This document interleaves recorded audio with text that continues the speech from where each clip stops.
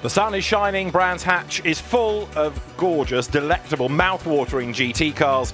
Welcome along to Free Practice 2 for the Blancpain GT Series Sprint Cup. It's the second round of the Sprint Championship. They've been to Zolder, and now this weekend we turn to the former home of the British Grand Prix. A fabulous circuit, the Grand Prix circuit at Brands Hatch, but it's one that you have to treat with a certain amount of respect, as was proved in FP1. We'll come to that in a moment. David Addison and John Watson trackside. John, glorious day, fabulous circuit. What's not to love?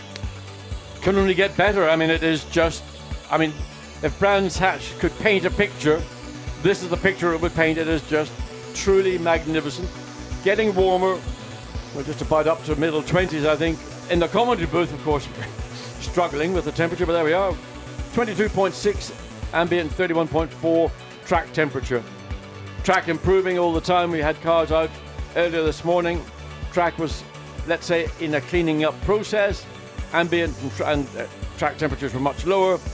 Expect, I think, in this session to see something nearer to what we would consider to be the normal form of who's quick, who's not quick.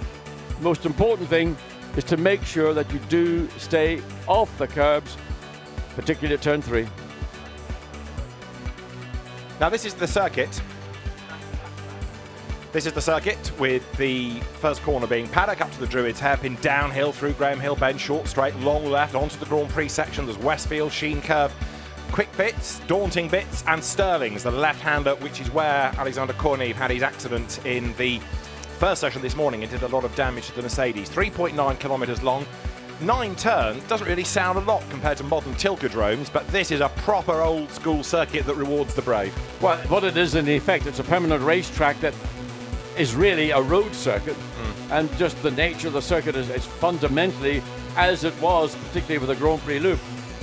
From the point it was introduced, I think, in the early 60s, at a point when race cars, whatever they were minuscule by what we see today. And look at these GT3 cars sitting in the paddock, supercars, but they are physically much, much bigger.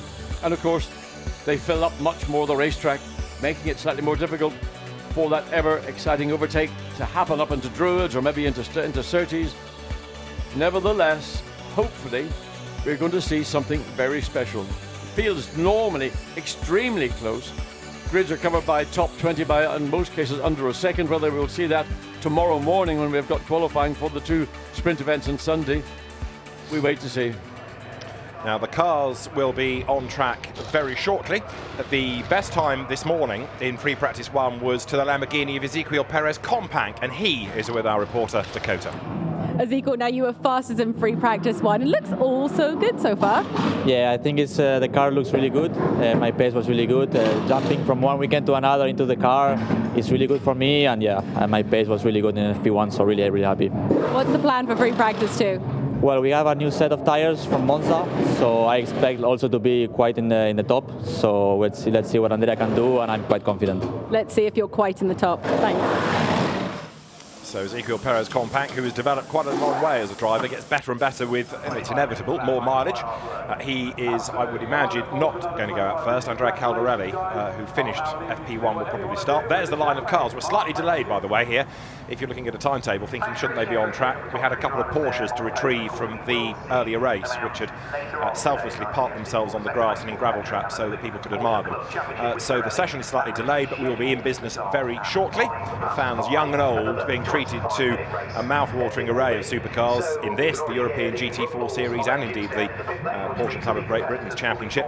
And the Grand Prix circuit doesn't get used every week, so it's got to be a special event for the cars to be on this circuit, and it's one that all the drivers really enjoy, including Jack Manchester, who is here for Mercedes, and Jack is with Dakota. Jack, now you're new to the series. What do you think of Blancpain GT Series? Oh, it's incredible. The level, the cars, everything about it, the professionalism of the championship. It's just another level. I'm so grateful and glad to be here and part of it. Do you think you can keep up with these top boys? Yeah, I'm going to try my best. Obviously, the level is incredible with some of these guys in these cars. You know, all I can do is just just try my hardest and see what happens. Concerned about anything?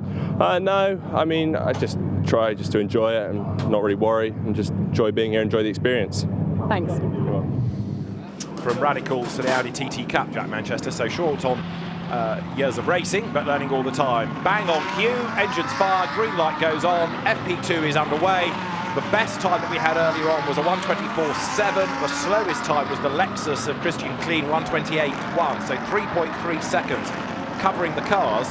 And one of the real surprises, John, was that 19th of the 20 was the number 1 Audi that had won at Monza. What was all that about? I suspect, as you're hearing from Ezekiel and Perez Compact, that they have a new set of tyres.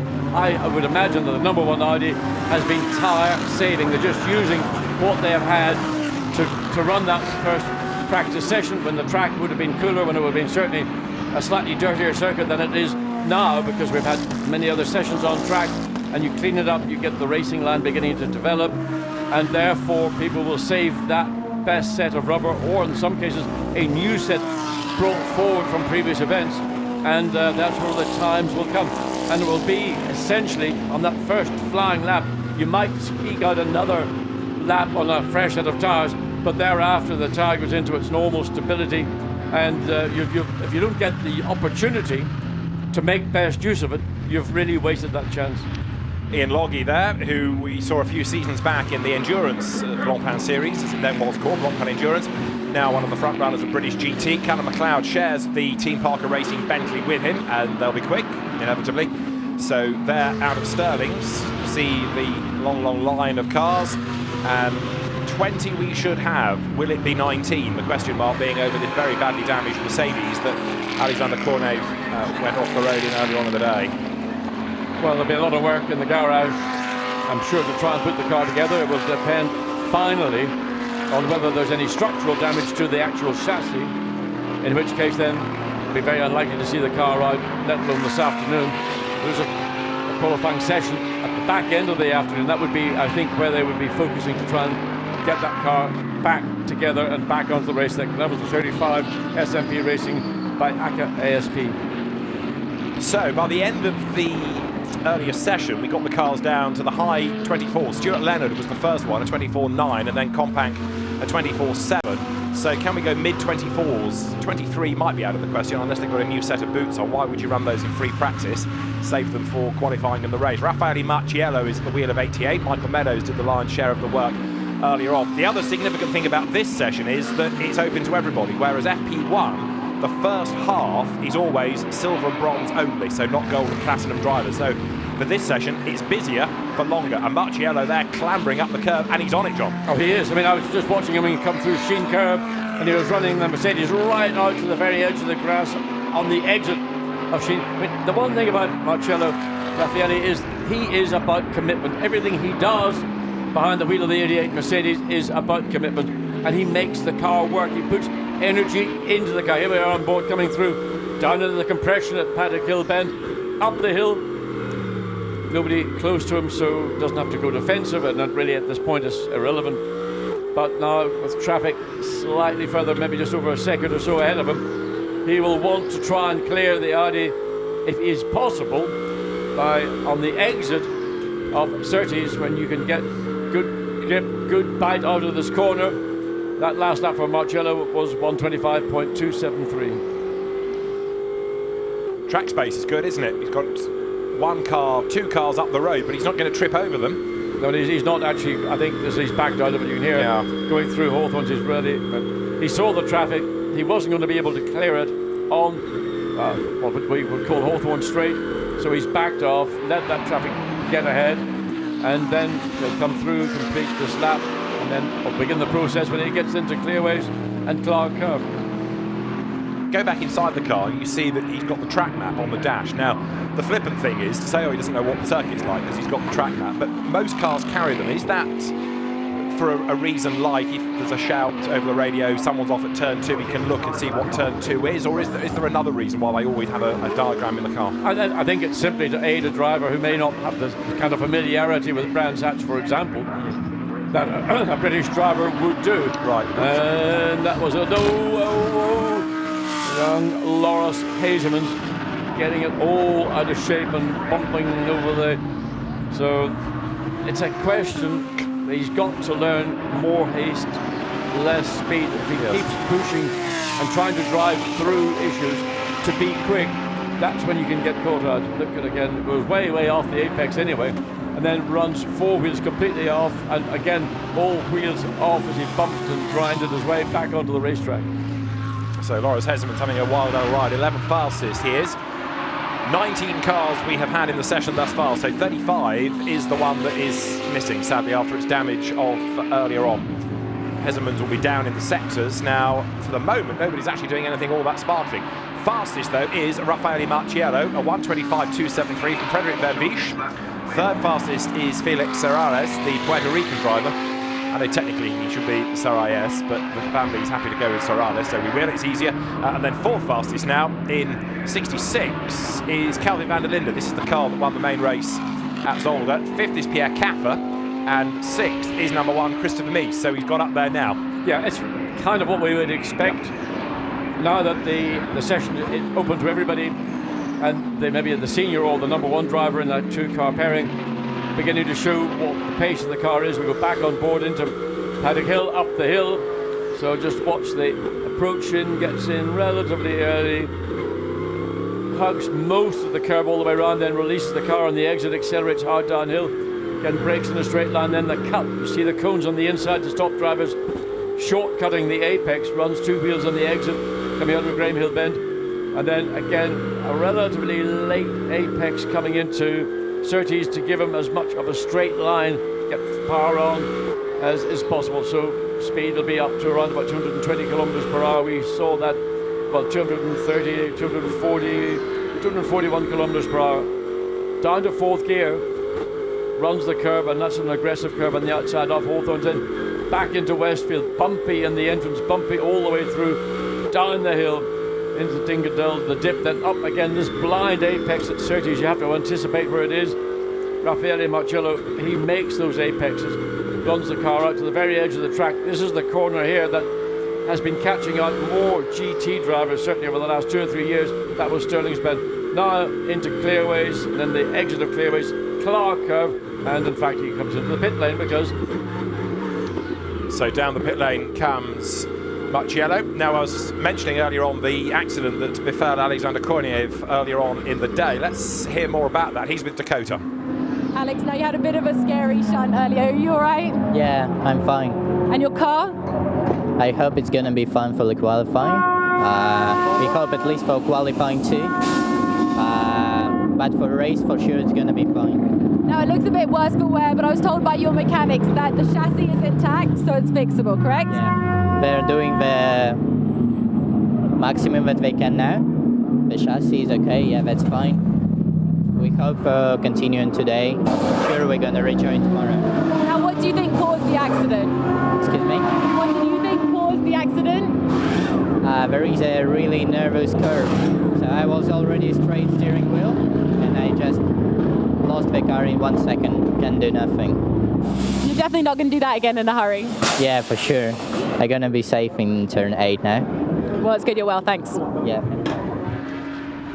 Yeah, it is the exit of Stirling's Bend, turn 8 on the circuit. This was called the very end of it. You can see just the energy was involved. Fortunately, when the car bounced back onto the racetrack, that dissipated an awful lot of the energy that if the car had just come to a stop would have had a bearing on Alexei, but he's fine, shaken, maybe a bit stirred.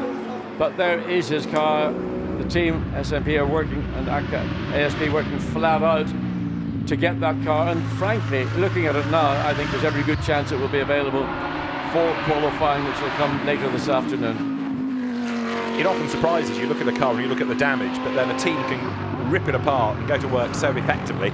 And the cars are designed to be rebuilt quickly, aren't they? You know, the parts and getting to them aren't that intricate, so you can take a whole section off and replace it quite swiftly, which is what you have to do in an endurance race. Yeah, I mean, it's one of the benefits of having what I would call customer turnkey GT3 race cars. Audi is a case in point, Mercedes, Lamborghini, and pretty much every car on the field. And there is a support that follows every race from the respective manufacturers. So if you have damaged your car, there will be an availability of parts from the relevant constructors. We can just watching coming out of Stirling's. Look at the BMW hop, skipping and jumping over the curb. Not looking a comfortable ride. We noted that this morning, David. It didn't seem to be a car that was generating what I would describe as simply confidence for either driver, and still not really performing as I would have thought potentially it ought to be able to do, because that should be a very quick car, 37. Currently Andrew Watson is he's just dropped down from 8th to 9th place. So they have made improvement, but the lap time 26.6. Well, just over a second, 1.3 of a second slower. If you look at the 17, this is Fred Verviche, fastest overall Sector 1, shortly coming to fastest overall Sector 2. This has the makings of a fresher set of rubber on the number 17 nowadays, so Verviche comes down to the final turn. Wonderful corner. The car gets slightly right just as you crest over the top of Clearways. Then it settles down and comes through Clark, and this shoots him into somewhere in the 24s. A 24.882 puts him top by 0.391 of a second. Verviche, incidentally, has already been reported to the stewards in this session for speeding in the pit lane. And Ian Loggy had a trip through the gravel as well, up at Sheen Curve. So a couple of things to catch up on. So Verviche goes top, Audi ahead of Mercedes, as there is Norbert Siedler in the 114 Lexus, another new project from Emil Frey. Lorenz Frey's team, Emil Frey Racing, likes a challenge, doesn't it? Because it's battled on with the Jaguar project, and it still has the Jaguars, and now the Lexus has been added to it. Well, the Jaguar program was very much an independent program by Emil Frey and the group in Switzerland. The Lexus program, this is a current state-of-the-art, if you want, road car from the Toyota family. Lexus is their high-end brand. So it is a work in progress. It will take them probably the best part of this season to really discover and find out. But what they can benefit from is a parallel program taking place in Japan, where GT racing at different levels, but are comparable to a GT3 car. Very, very strong, and I have no doubt, given time, that this will be a very impressive, let alone competitive GT3 edition. I mean, the funding is there to do it, because they're doing both endurance and sprint. They're also doing occasional Nürburgring races, like the 24 hours next week. The car's gone into limp home mode, hasn't it? I don't know what that is. He's got the hazard lights on, limp home mode, whatever. But it's stuck in second gear by the look of it. That's, I would suggest, an electrical glitch. So glitch, I'm afraid to say, will bring it into the pit lane. I suddenly hesitated, thinking, have we had a full course yellow, and looked out of the window, but there's no flag. So it's a problem for the Lexus. So that's the next one that Dakota can scuffle off to go and investigate for us. The Lexus, we like the Lexus, we like the team, because they're proper underdogs, Emil Frey Racing. We don't like it when their cars have problems. So Dakota, on your toes, what's happened to the Lexus? 16th Norbert Siedler was, and fingers crossed that they can get that car turned around. And the other question is, what's happening to the 14 car? Because it was slow in FP1, and Christian Klein is still struggling in FP2. Well, he's only done 2 laps, so it's maybe been an out and then out and then up. But there's this car, the number, no, it's not the 66, it's the 17. The car currently fastest, Fred Verviche, has gone fastest once again, Sector 1. So, assuming he can get clear through Sector 2, Sector 3, would expect to see further improvement as we go back to the 66, which is currently 4th quickest. So downhill goes 66. This is Steins Korthorst at the wheel at the moment. The car was, in the earlier session, 7th fastest. Steins Korthorst, who has come from karting, Formula Ford, Formula Renault, Toyota Racing Series, largely then single-seaters before coming to GT cars for this season. And was a winner at Zolwood. He goes now down towards Stirling's. So he's got to find over a second, actually, to get himself up to the very front. But again, it's free practice, so people are doing different things. And into Clark Curve comes the Audi, run by the Attempto Racing team, Arkin Arker's team, that for many, many years was one of the real gun teams in German Carrera Cup, the Porsche Carrera Cup Deutschland, but has never had a very happy time in Blancpain GT. Tried different cars, initially with a McLaren that was wiped out at Monza, you might remember. Very, very wide goes Korthorst at Paddock Hill Bend, but with the Audi, straight away, I think Arker's outfit has found a good niche and a good rapport. Yeah, and I think you buy the Audi, you get all the, I was going to say all the expertise, but saw somebody running very wide. It was the Audi running very wide, coming out of Paddock, going back to the park, eventually maybe anticipating it was going to run very wide. But when you buy an Audi, there's so much information available, and the setups, anybody can just walk and essentially look at another car and say, well, that car's working, our car needs something different, let's do that. If you run a Bentley, it's slightly different because it's only the Bentley, the M Sport team who run, in effect, in the Blancpain Endurance Series. These are privately owned Bentleys. Parker Racing, 2 seasons, more to 3 seasons worth of information available, but it's only 2 Bentleys in the field. So that customer support program differs brand to brand. Audi has always excelled at it. Now this is Callum McLeod at the wheel, 7th fastest, and fastest in Pro-Am at the moment. You've got the Pro-Am and you've got the Silver Cup as well to factor into all of this, but McLeod, British Formula 4 champion, knows his way around the Grand Prix circuit here, bouncing up onto the curbs, and we understand that 114 is okay. This is the Norbert Siemens Lexus, but setup problems. I'm still hesitant as to why it slowed, and anyway, the team say no problem, but we'll hopefully get the car back out again in due course. But the Lexus is losing quite a bit of track time at the moment, collectively.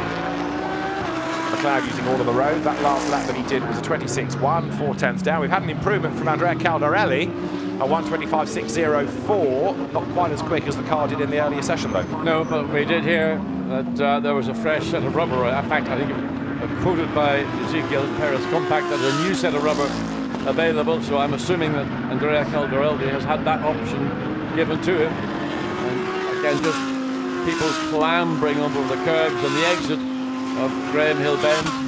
Don't know why it's the one corner on Brands Hatch that seems to be the most difficult in terms of staying within track limits.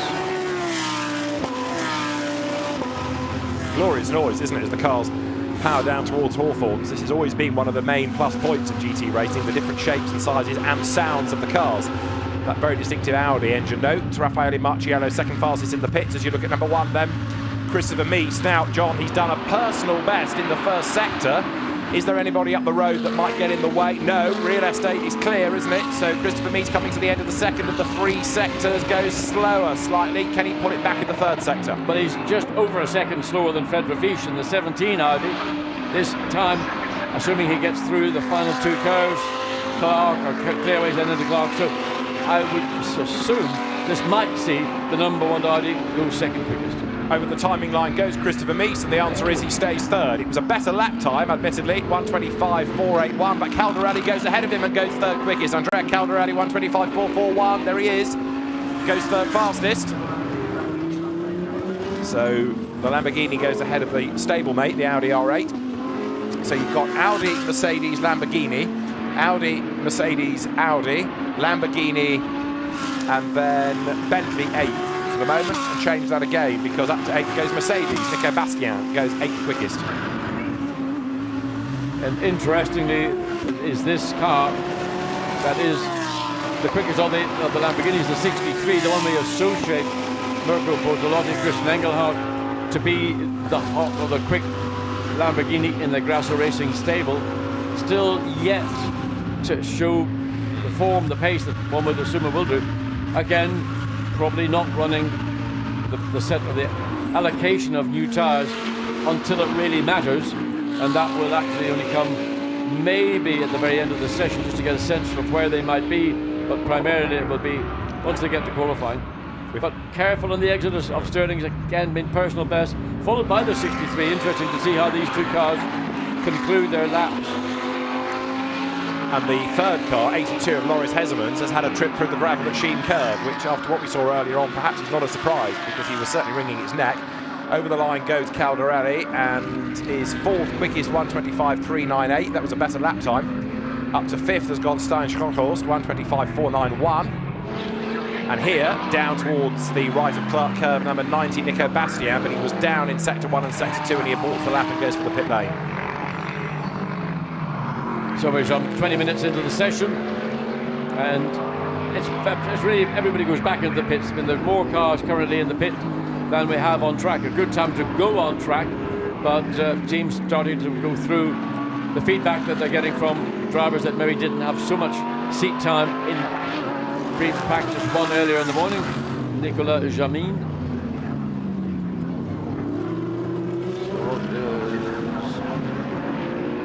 He's 6th fastest, isn't he? Looking to see his 6th quickest, yeah. Which isn't not bad. I mean, again, he uses all of the road coming out of Graham Hill Bend. That short run along Cooper Straight up towards Surtees. I mean, there is somewhat surprisingly between first and second, there's 95 hundredths of a second, but then first to third, you got 3/4 of a second. Ordinarily, you'd have maybe 15 or 18 cars coming by 3/4 of a second. So teams are being sparing in the rubber principally that they're using. So I'm assuming that 17, the Lamborghini, and 88, the Mercedes, used fresh-ish or in some cases maybe even a new set of tyres. Down towards Sterling's goes Jamin, a French-born American driver, comes out of the left-hander onto his run down towards Clearways. Road drops again downhill, turning to the right. Bit of a twitch as he turns into the corner, and in the sectors down in both here. So no improvement coming, I fear, for Nicolas Jamin. Up towards the timing line, breaks the timing beam, and that lap is a 26.4, so 0.8 down on his earlier best.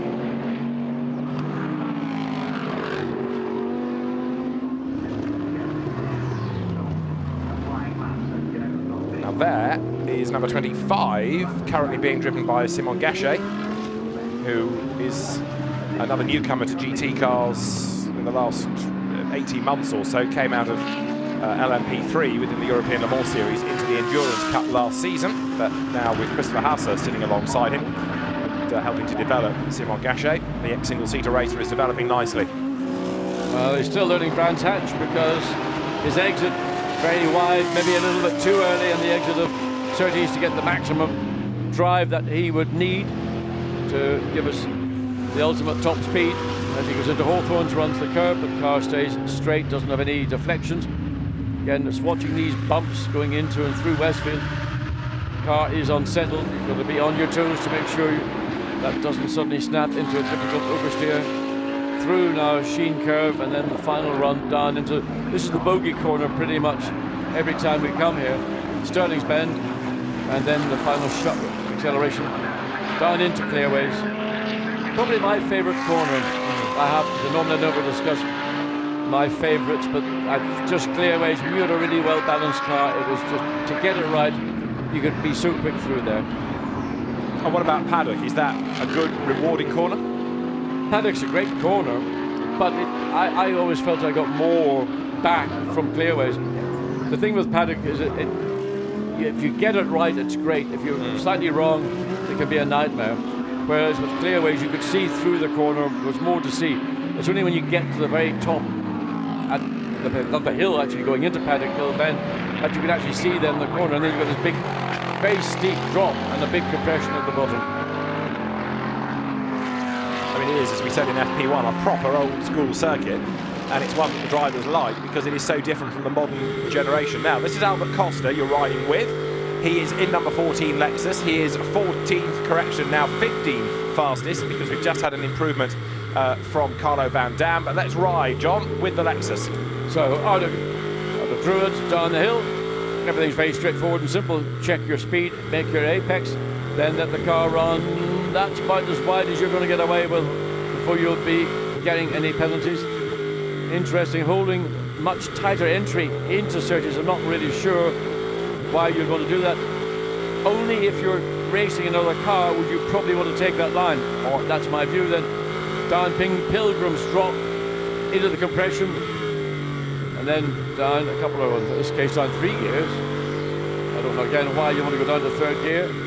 Through Hawthorns, then into Westfield, and then again sort of the third compression of 3 that you get around through Sheen curve. Let the car run out to the very edge, but don't put a wheel in the grass. Tuck the nose in, get the car straight as soon as possible as you accelerate off Sterling's, and then really it's a very short run down into the entry into Clearways.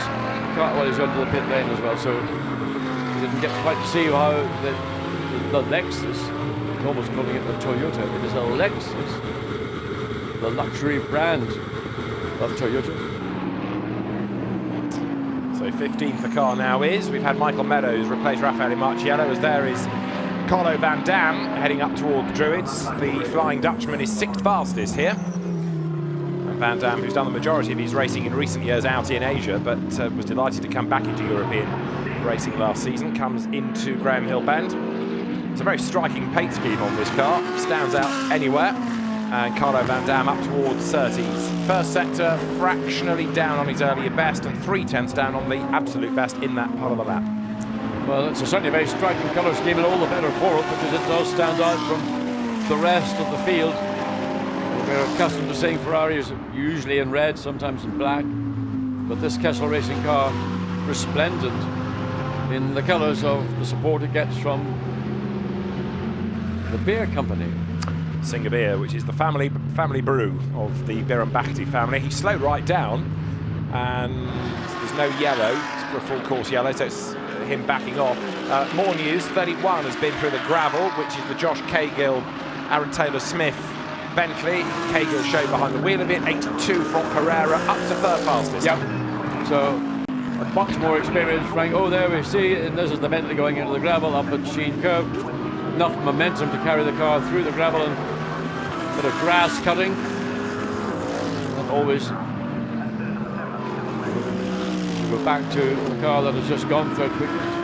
But grass cutting like that, all it does, it fills up your brake ducts, your air intakes with grass and other rubbish that might be off the line. It's Frank Pereira now showing the kind of speed that, well, every time he gets into a GT car, whether it's an Audi, a Mercedes, a Porsche, now a Lamborghini. Yeah, he's becoming versatile, isn't he? I think we've said this before, but there are some drivers that go and drive for one brand and stay there, and they become typecast with Audi or McLaren or whoever it might be, and then others do move around a lot. And Pereira we've seen in Porsches, we've seen him in Mercedes, now in Lamborghini, and it doesn't matter what the car is, he's just very quick. He is quick. But what also happens is, I don't know if this is the case for Frank Pereira or not, but it's been in the past, you've seen drivers who join a team at the point where the team has had great success. The time, in my view, to join a team is when it's climbing up to that potential, so that you are part of that momentum to take the car forward. When you move into a team that is the championship team, for argument's sake, in the case of Grasser Lamborghini, there's not an awful lot more that you can contribute other than just what you bring to the car with your ability. Whereas if you're building a team around you, there's a different level of satisfaction. So from Pereira, who is going to be the quicker of the two drivers in that car, helping to try and bring on Loris Hezemans, get him up to speed. There through is number 90, which is the Nico Bastian, but now Jack Manchester, Mercedes. So where is Jack's car? Well, it's 11th at the times. And Jack Manchester stepping up to the main game, isn't he, really, of the Blancpain GT Series Sprint Cup for this season, where although they're 1 hour races with mandatory pit stops, these are absolutely flat out 1 hour races. Absolutely, and here at Brands Hatch, it is Jack Manchester. I suspect the Audi's making its way back into the pits. He's been somewhat trapped and goes down the inside, and, well, you know, could have been thought of the Lamborghini coming behind Frank Pereira, rushing up behind the two cars. So this lap for the Pereira Lamborghini, number 82, that's been frustrated by Neil Stephenhart, it was, in the Audi, the car that he shares with Marcus Winkelhock. So Stephenhart for Santalot, given the lion's share of the mileage here to get himself used to the circuit. Now there, number 2 is currently Dries Van Thor at the wheel, only 14th fastest. Never have any fear, never worry. Other than maybe the BOP. The BOP is a moving, you might call it an asset, whatever. Yeah. And suddenly a car that's just won, as it happened to do at Monza 2 weekends ago in the endurance aspect of Blancpain Sprint and Endurance, maybe there's a change in their BOP. But ordinarily, I would expect to see Dries Van Thor and that Audi right at the sharp end when it comes to qualifying. Indeed, and we know what WRT is like. It creeps into the mix. You never write them off. And if you think back to when we talked through practice and qualifying at Monza, we were concerned that the Audis were nowhere. Which team were you interviewing in Parc Fermé? WRT, a race win that came to them in the last hour. Yes, so yes, it was. don't write them off. No, not at all. I mean, the strength that WRT as a team has got is, first of all, strength of numbers, but it is a properly well-structured, well-oiled machine that understands what motor racing is about, and they understand how to win. It's not just about being fast, it's understanding how to win. So there through is Vantour, and he's up to 7th. So with number 1 Audi 4th, we know we can get them up to the pointy end. A 1:25.534 is the Dries Vantour time. Vantour will share with Will Stevens in that car. They were only 13th in FP1. 63 in the meantime has Christian Englehart at the wheel, who only did really an outlap at the very, very end of the first session. Mirko Bortolotti did the driving. They did a practice pit stop, and Englehart drove it round to back into the pit lane. So now he gets some proper mileage under his belt. Interesting to see where this 63 Lamborghini finishes up. Again, using it as sort of a slightly softer entry into Surtees. Some drivers prefer to hang out much later and make it a more acute sort of round or square it off rather than rounding it off, as you saw Christian Englehart doing on this current lap. Was somebody off the road on the outside, or was I being tricked into thinking, yes, There it was is somebody Jack off. Manchester. It's Jack Manchester, you're quite right. So Mercedes off, and that'll be a yellow flag zone. Whether it's a full course yellow, whether it's an interruption to move it, we'll have to wait and see. But I'm afraid Jack Manchester is off at Hawthorns, and it's a lazy lose, and round he goes. Gravel does its job, stops him. Yes, it did. I mean, didn't appear to be any difficulty with the car, just suddenly back and it got away. Maybe under braking, maybe downshifting a little bit too quickly. Something might have just caused the rear to lock, and then once it's gone, it's gone. Red flag. Yeah, I think that's the sensible thing, because it's at a difficult part of the corner. It's a fast corner, it's a fast approach. So it's quicker and safer just to red flag it. Everybody goes back into the pits, and then the recovery vehicle will come and retrieve it. There's no damage other than this. The gravel needs re-raking. So it'll be a quick snatch and hopefully a release as well. So everybody head back to the pit lane. Free practice means that the clock carries on ticking down. Jack Manchester hadn't done, relatively speaking, that many laps, had he? The car's done 15, and its best was on its 8th lap. So he's probably, because that was a Nico Bastien time, he's probably only done about 6 laps, 5 to 6 laps at best. So down the pit road they come. Is this a frustration for the teams because they can't carry on working through that programme, or are they able to bend quite quickly because of stoppages like this? It might coincide with something they were planning to do, you never know. But normally any interruption, such as we're seeing now, a red flag because the car's gone off, it's the flow, the loss of the flow to me. It interrupts, your rhythm sort of gets broken. And I mean, some teams would have been automatically coming in this lap, so they'll not be so concerned. But if you're about to start a flying lap, having made a change, that will be a frustration. So the track is quiet for the moment, but all of this does count within the hour. It's not like qualifying where it would be the clock stopped. All this does eat into the session then. Qualifying for Blancpain Sprint Brands Hatch is at the end of the afternoon, and then 2 races tomorrow. It's a much more compact timetable this year. So the teams had a pretty frantic day, and that's why Acker ASP is toiling away to get this Mercedes sorted so it can go out at least for part of qualifying and get some laps in. So it is, at the moment, Frederic Verviche who is the fastest. He's hogged number 17 and has done a 1:24.528. Raffaele Marciello and Michael Meadows' car with a Marciello time second with 95 thousandths between them. So Audi 17, Frederic Verviche fastest. He's got to go and see the stewards after the session, and he's also with Dakota. Fred, fastest so far. You're looking really quick out there. Yeah, I mean, I'm also surprised. It's my first sprint this year, so happy to be back in Blancpain Sprint Series with Audi, with WRT. So at the moment, looking good, yeah. Do you think your competitors are getting worried about you? No, I don't think so. I mean, we're just following our plan, and so far so good. So so I hope we can keep going like this. Now, you mentioned the plan. What is the plan? I don't know. There is just a plan, and we just follow it. No, I mean, the engineer has some program that we have to go through, and we're just doing that. And it's good that we are in front, not in the back. So, and hopefully we can keep this momentum in quali. But I think it will be maybe different. So. Top secret stuff. Let's see how your plan unravels. Thank you. All right. Plan's good so far, apart from this speeding in the pit lane drama that he's got to go and see the stewards about at the end of the session. So it would have been interesting to know, actually. He may not have wanted to tell us, but which sets of tyres has he been running, and how fresh was that set of tyres that he secured the fastest lap so far in the second practice session, 1:24.528. That's part of that master plan that's on the spreadsheet.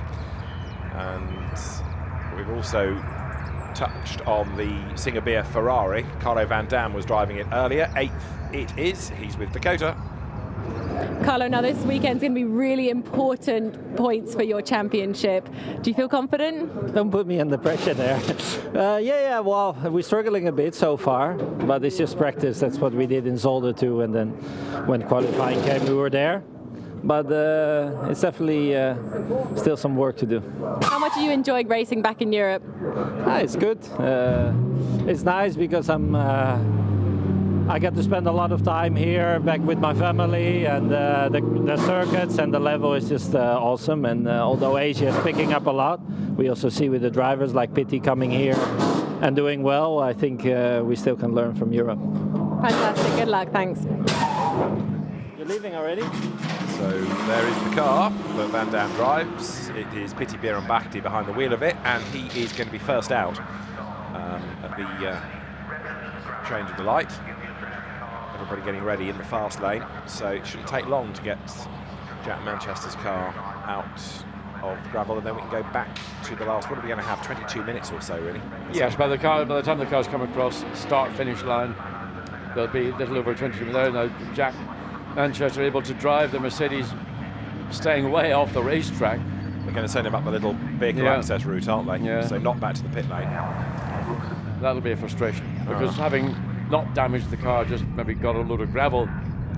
So that car, well, maybe, you never know, maybe the marshals will point him back to the circuit, get him there. Well, he is, in fact, but what Jack, you need to do is not shake the car and brake with the car on the racing line. You're going to do that with all that gravel on board. Try and do it not, and you can see just the circuit. Look at the rubbish that's coming from underneath, and all the aerodynamic parts of the car that the gravel gets into. It's all now being shaken and removed. So he's back in the, will be back in the pit lane very shortly, and the team will go about clearing out whatever is left. Again, brake ducts in particular. Great place. Oh, listen to that. Yeah. As soon as he braked, yeah, crashing out of the bottom, doesn't it? I mean, you've probably got about 20 kilograms of gravel or more in the car. Right, he's in. Fast lane is open, and so the race director, Alain Adon, will very shortly give the signal to get the session back underway. Green light, session is live, and Pitti Bierenbachti gets away now. So the session resumes. 22 minutes still on the clock. Are we going to get to a point at the end of this, not necessarily the first few laps, but more the last few minutes, John, where people start to pretend it's qualifying and put the quali set up and maybe scrub tyres in and treat it as though it was the first few minutes of that session? I mean, if I was in the position of a principal team manager, I would want to get an idea come the end of this, maybe 10 minutes to go. What is my ultimate pace? What can we expect our car drivers to deliver? But it's balancing then the benefit of doing that against using a set of tyres that you might need to use, because all you have to do in any session is get a major lock-up, and that'll be your front set of tyres. There'll be no use. So it's just trying to judge and balance what are the upsides from doing so against the potential downsides. 21 minutes on the clock. Everybody goes pouring out pretty much. Got one or two that are still in the pit lane. Largely the teams that keep telling you they've got no problem, like Emil Frey Racing, for example, and the BMW is still there. The Andrew Watson, Lucas Moraes car, that's still in the pit road, but pretty much everybody else being shepherded out. Font Pereira's on his way down the pit lane. The BMW is on its way as well.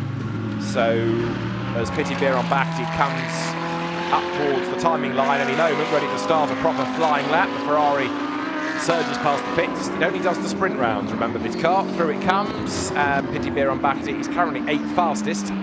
Let's see what the Thai driver can do now. Traffic ahead as well. Yes, so he's got the BMW. So the BMW's gone out. I mean, the Ferrari was the car that led the field back onto the track, so BMW coming out at the tail of the field. A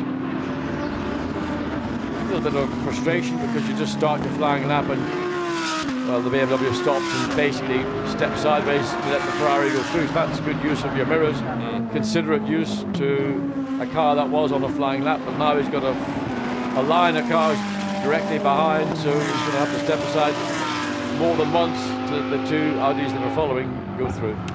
The other thing we're looking for now are any green sectors. Well, we've had one, and it's because Marcus Winkelhock has taken over the car that's slowest.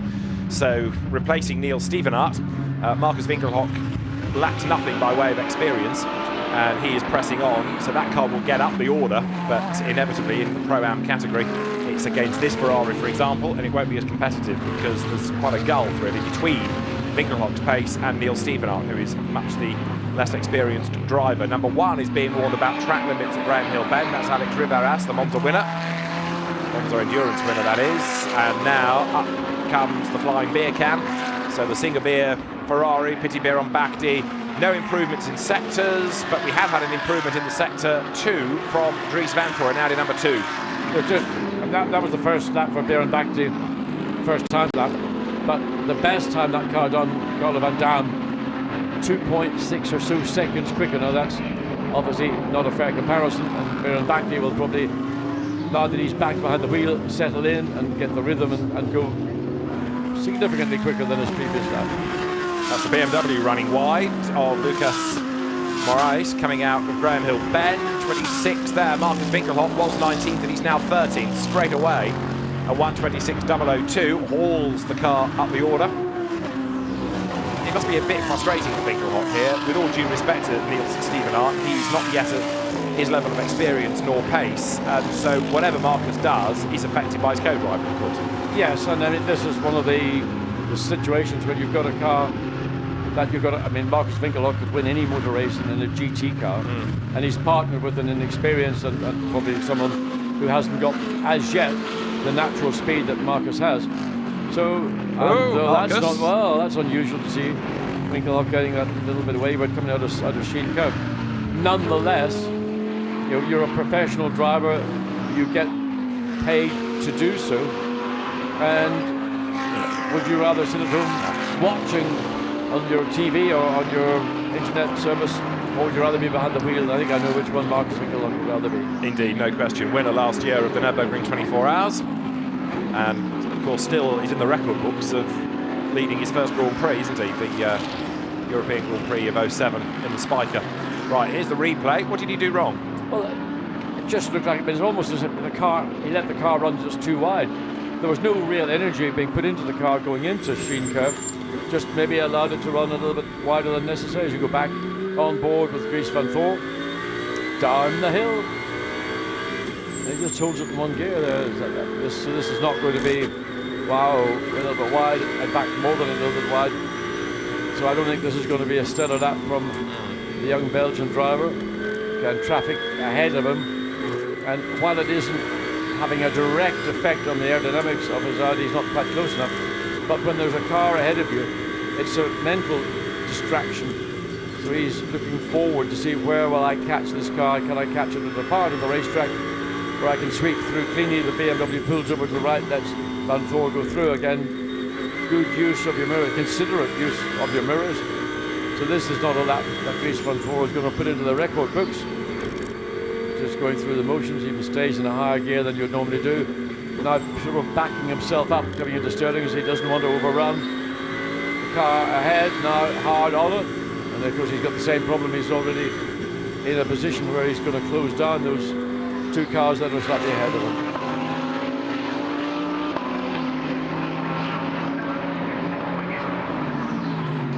So with just under 16 minutes to go, we've had another improver, and it's Callum McLeod who's hauled the Bentley up to 6th.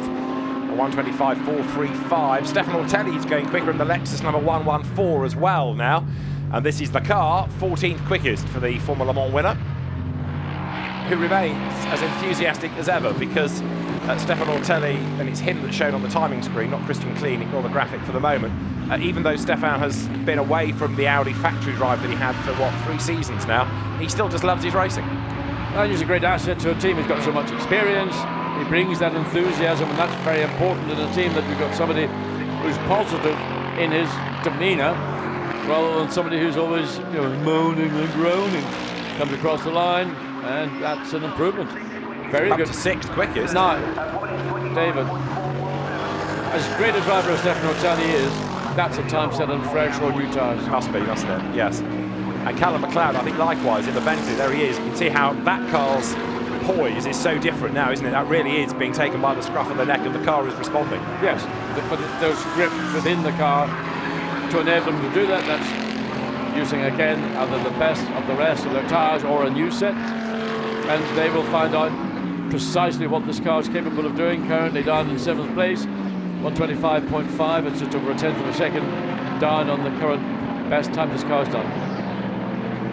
So Stefano Telly in the Lexus, a car that we were a bit concerned about earlier on, but he's managed to get it up there. 88 Michael Meadows you're looking at, who is only 95 thousandths of a second away from the Fred Verviche time. Verviche has now given over to Stuart Leonard, and there is Pitty-Beer and Bakhti running wide. Callum McLeod muscles the Bentley up the inside. Now the Mercedes booms past as well. Michael Meadows, double Carrera Cup GB champion. So again, somebody that knows his way around here from both Porsches and also British GT. Ex-Ferrari racer in that. Formula BMW going back over a decade. So the Mercedes taking the fight to the Audis here. Audi's got strength in numbers across the different teams, but this is a good potential winning car. Michael Meadows and Raffaele Marciello. This car certainly, it's a great race car. This particular 188 is a great, quick race car. Michael Meadows and Marcello Raffaele, who was, to me, was maybe the standout driver in last year's Spa 24 Hours. I think he did the maximum possible of any single driver. He seemed to be in the car pretty much all of Sunday morning into the afternoon. That was Frank Stippler's trick a few years ago, wasn't it? Into the pit lane comes Michael Meadows. In also ahead of him is Callum McLeod. 13 minutes to go. So again, engineers working through this plan, this programme of what they want to achieve, get the setup right, then work about scrubbing in tyres. And a big drift by Kelvin van der Linde. Yeah, the back end of the Audi just about was checked. You can see it was already sliding just as he was at the apex. And you do not want that, absolutely under no circumstances, especially in Paddock Hill Bend. Kelvin's uncle, Etienne van der Linde, used to race around here in Formula Renault going back to the mid-1990s. But Kelvin van der Linde, who's done lots of racing in Germany, both in things like the Volkswagen Championship and then the ADAC's German GT Championship, Newton-Brand's hatch, but going strongly. And Dries van Thor is the man behind the wheel at the moment. Comes down towards Hawthorne. He's got Pitty-Beer and Bakhti behind him. Where's the van der Linde car out of all of this drop to? 9th. Yeah, you're right. And neither of the Attempto cars actually in this session looking as competitive as they were in FP1, oddly. Again, I mean, it's a team strategy they're running through, rather getting drivers seat time, making small changes. I want to do it maybe on a car, just you're going to say, yes, indeed. Having said it wasn't competitive, Van der Linde has just done an absolute best in the first sector. Marcus Winkelhock goes 7th, number 26 Audi. Marcus can only do one thing, and that's go flat out, and he's doing so. He's gone 7th fastest. And 82, Loris Hesemann's being warned about track limits at turn 3, not for the first time today. No, and I mean, one of those occasions, the car airborne as he went over the rumble strips on the outside of Graham Hill Bend. So 66, Kelvin van der Linde there is the car through Stirling's. Personal best, sector 2. So this will clearly see him elevate up from 10th position. Whether it'll get him into the top 2, top 3, that will be what he'll be aspiring to. Got a good clean exit, nobody around him, nobody to interfere with the car, the aerodynamics. So where will that 66 car end up? Quickest. Excellent lap by Kelvin van der Linde then. A 1:24.386. Put him into the right Audi. He's an Attempto driver, not a WRT driver, and he goes now up through Druids. A 10th to the good. And that is the fastest single lap so far today out of the 2 one-hour sessions that we have had. Clambering all over the curves, and again, you've just got to be careful. Fastest again, gone even quicker than he did in his previous quickest overall lap. 26.7 in sector 1. Longish sector 2. Circuit 2.4 miles, 3.9 kilometers. turns in and carries pretty good speed. Yeah, good speed through and on the exit of Hawthorns. And then that sort of hop, skip and a jump everybody's suffering from as they come through Westfield, then down Dingle into Sheen Curve. God bless you, Barry Sheen. What a star. So Van der Linde with an absolute best, a personal best, and new tyres presumably to do all this on. He's going to go faster still, is he, as he comes through Clark Curve. A 24.386 last time. That's what he's going to try and beat to stretch the margin. 23, 24, 2.35. So Van der Linde does go quicker still, even though he was actually a bit slower in the last sector on that lap. Yeah, but that first sector was a very strong time. He had purple in it, so Van der Linde has found grip, confidence. Again, look how much the Audi, the vertical movement through the bumps through Westfield. He's not improved in that first sector. We'll see what he does in sector 2. Times no, he hasn't. So, and he's certainly not afraid to swing the tail out. He did it on his first fastest lap going into paddock. Not afraid to let the Audi dance around the nose. 8 3/4 minutes to go. Up towards the line comes number 2, Vantor 7 fastest improves, 125.381.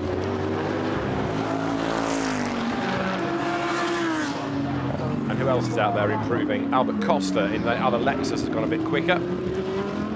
Quite a few going into the pit lane, but not to call it a session, I think, but to do a driver and or tyre change before they go back out for the last few minutes. So just 8 minutes of the session remaining. So looking at the Lexus as it comes down into Graham Hill. But the car looks, it looks a reasonably well balanced, for a car that is new, still, in and under development.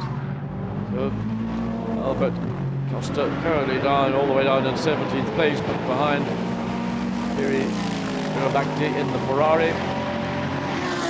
And the Ferrari basically just lifted off the throttle to let the Lexus get through, which is sensible driving. If you're not on a hot lap, then there's another quicker car coming behind you.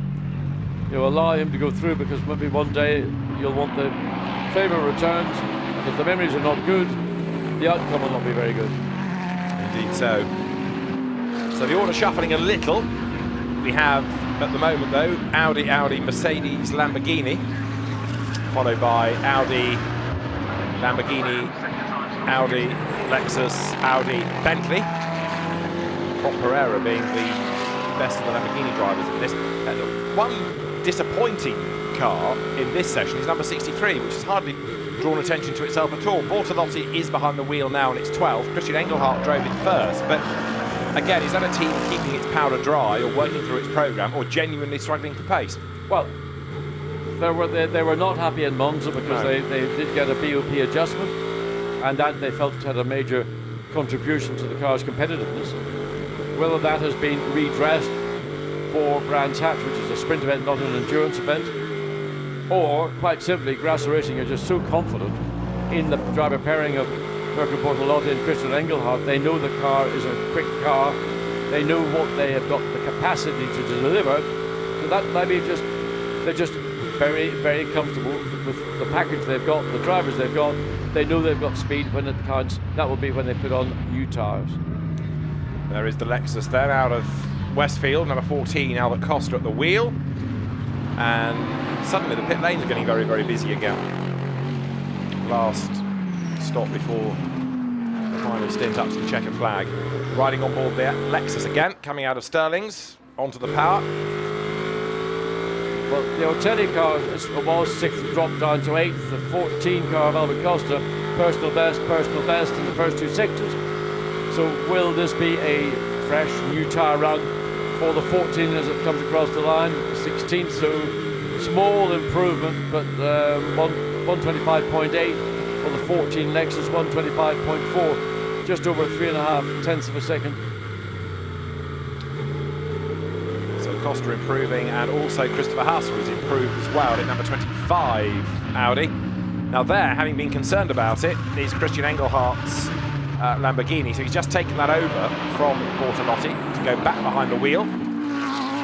Comes through Sheen Curve, nothing exciting in the sectors. And again at Monza, they were off the pace seemingly in practice. The car was, I thought, there or thereabouts in the race, but Gottfried Grasser thought it should have been more there than it was.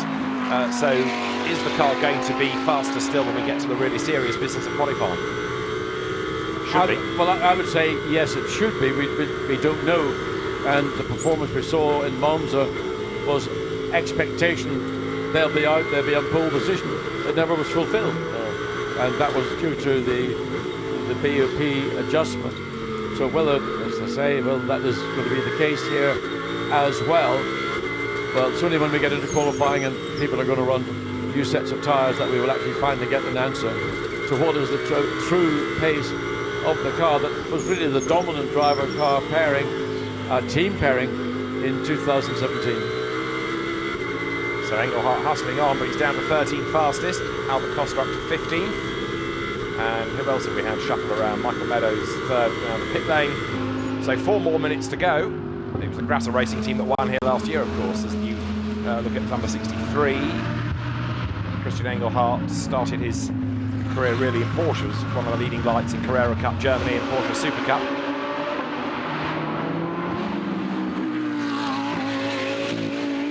Wow, putting rubber down on the exit of Sheen Curve. That's not something you would expect to see. I mean, to lay rubber, that's spinning up the rear wheels. Clouds of dust.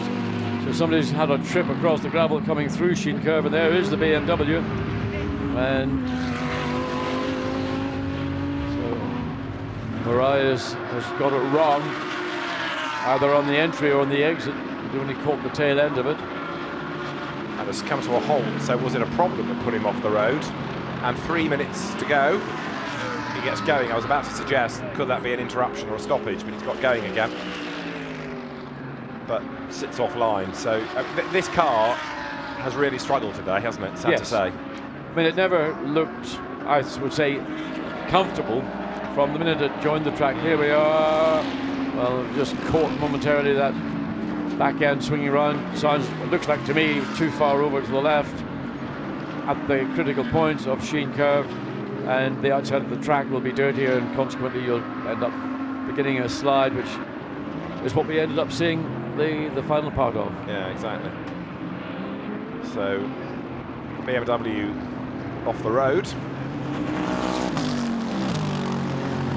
Very off the road there as well is Audi number 1, Alex Riveres at the wheel.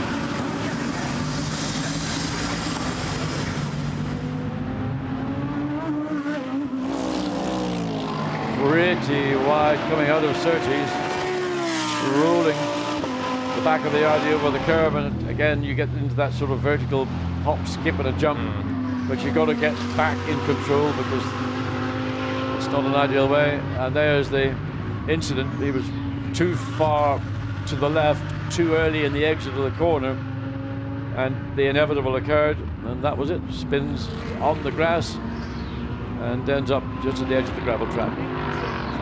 Hopefully without any damage, so the car gets going again, but we have, what, now a minute and a half of the session still to run here.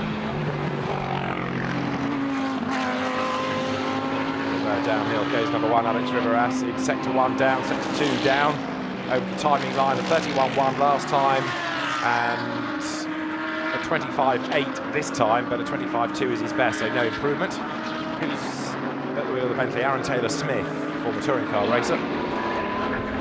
A touring car race winner indeed in the BTCC. Comes up towards the line. Still, I know it's the older generation of Bentley, but it's still great to have these on the grid, isn't it? Oh, absolutely. I mean, it's a significant car. This was a race-winning car in 2017. So, okay, the new evolution to Evo 2 has come along, and it's in an even further sophistication on what M Sport did when they developed the Bentley Continental GT3 in the first place. And Compank at the wheel of number 19 is 6th fastest. There's less than a lap time left in the session now, so drivers here on their final lap. The flag will be out at the end of this lap, 23 seconds or so we are away from the clock. Hitting 0. Pitty Bear and Bakhti has just gone through.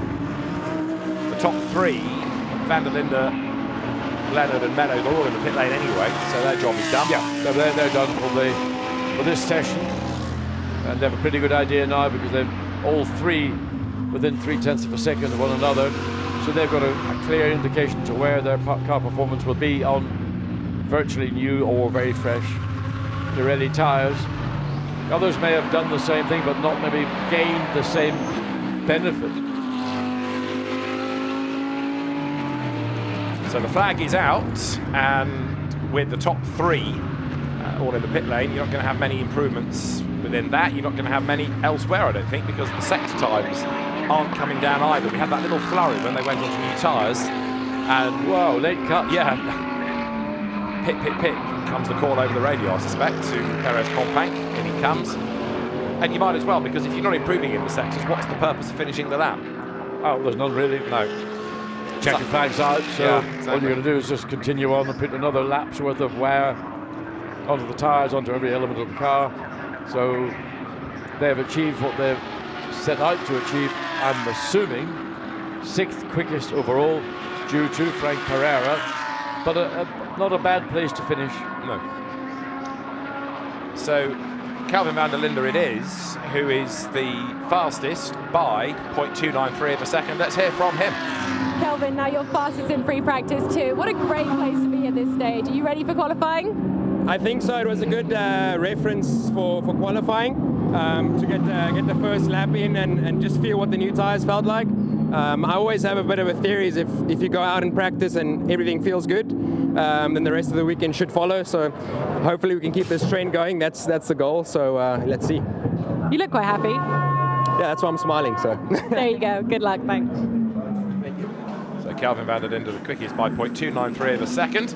It is a good start to the weekend for Attempto Racing, and having just said the car looked as though it was struggling, bang, he dug deep and pulled a lap out of the bag. But, of course, it is what can be achieved in qualifying that really matters, and we'll come to that in a little while.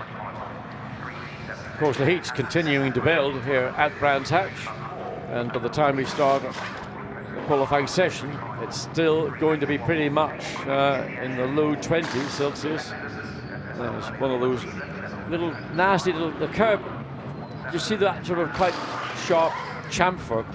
If you catch that incorrectly, that's what really throws you off.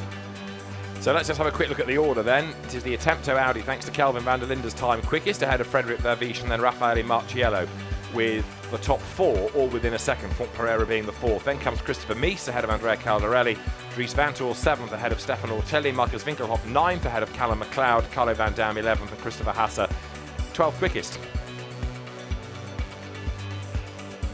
13th fastest is the Lamborghini number 63, Mirko Bortolotti and Christian Engelhart a long way down here ahead of Nicolas Germain, then Albert Costa from Nico Bastian, the Bentley of Kagan and Taylor Smith 17th, a long way back Peter Scott-Horst and Pierre Kappa, and then the troubled BMW 19th. Let's have a look at the highlights then of FP2 here at Brands Hatch. In these glorious conditions, the cars all lined up ready to go at the start of the session with the WRT Audis eager to get going and get a time in. And so Christopher Mies was first out in Audi number 1. Loris Hezemans, as he has done for quite a lot of the day, was really wide at turn 3. He's been repeatedly warned about track limits, but that was a proper moment as he ran it wide over the curb. And we also had number 17 Audi going a little bit wide out of Hawthorne as well. The curbs being used by everybody at Sterling's. Thankfully, people not getting themselves in the same dramas that we had for Alexander Kornev in the first session. Nicolas Germain was pushing hard in the Mercedes that ended up 14th, and off the road, Josh Cagill's Bentley. Also, Jack Manchester, and although Cagill's Bentley got going, Manchester's Merc didn't, and that meant that the red flag came out to stop the session. When we got going again, Marcus Winkelhoff hauled his Audi up the order to 9th. It was down 19th at one point, with slow laps being put in. Pity Beer on Bakhti had this big moment at Sheen Curve, but got away with it. And also Lucas Morais lost the BMW as well, and he had a big slide. So the next serious business is qualifying. 4 p.m. local time. We'll be back for that. See you on the other side of the afternoon. Bye for now.